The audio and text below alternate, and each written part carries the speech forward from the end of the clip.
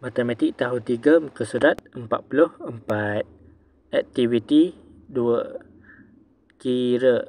Soalan A, 47 bahagi 10. Jadi menggunakan sifir 10. Jadi dalam sifir 10 ada tak 47? Tak ada. Yang ada hanyalah 40. Iaitu 4 darab 10 kita akan dapat 40. 47 tolak 40. Tinggal lagi baki sebanyak 7 baki. Soalan B, 154 bahagi 10. Okey, jadi dalam sifir 10 ada tak 15? Tak ada. Yang ada hanyalah 10. Iaitu 1 darab 10 kita akan dapat 10. Jadi 15 tolak 10. Tinggal lagi baki sebanyak 5. Lepas tu 4 ni turun ke bawah menjadi 54. Dalam sifir 10 ada tak 54? Tak ada. Yang ada hanyalah 50. Iaitu 5 darab 10 kita akan dapat 50. Jadi 54 tolak 50. Tinggal lagi baki sebanyak 4 baki.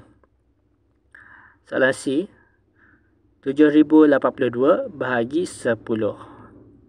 Jadi dalam sifir 10 ada tak 70?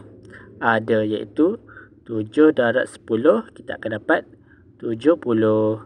70 tolak 70 kita akan dapat 0. Okay, lepas tu yang 8 ni turun ke bawah.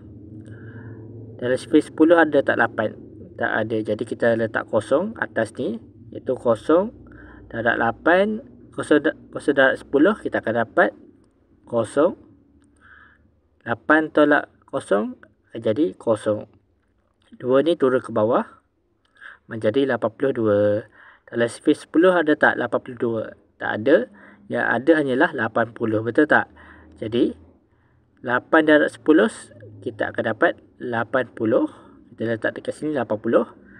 Jadi 82 tolak 80 kita ada baki sebanyak 2 baki.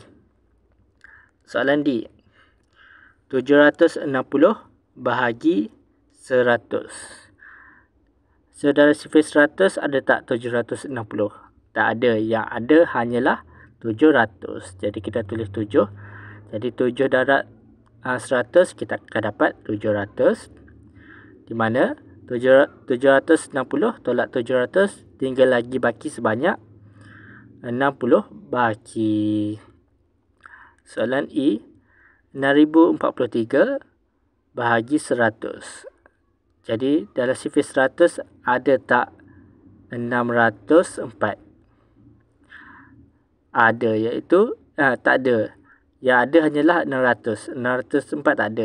Jadi 6 darab 100 kita akan dapat 600. Jadi 604 tolak 600 tinggal lagi baki sebanyak 4. Jadi 43 ni tolak turun ke bawah menjadi 43. Dalam sifir 100 ada tak 43? Tak ada, betul tak? Jadi kita letak 0 atas ni. 0 darab 100 kita akan dapat 0. Jadi 43 tolak 0 kita akan dapat baki sebanyak 43 juga. Jadi jawapannya adalah 43 baki. Soalan F, 2109 bahagi 1000.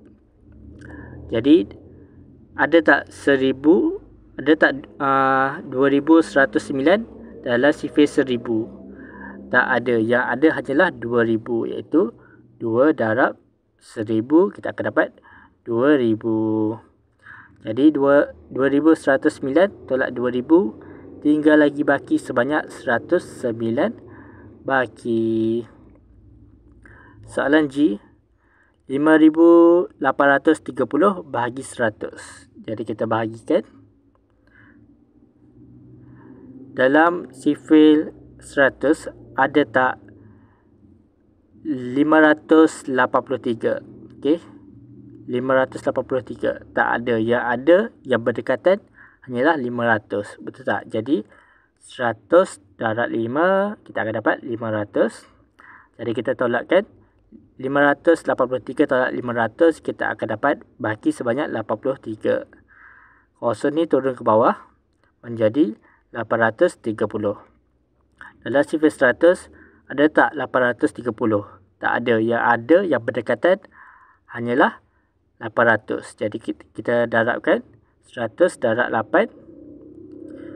Kita akan dapat 800 dekat sini. Jadi 830 tolak 800, tinggal lagi baki sebanyak 30 baki.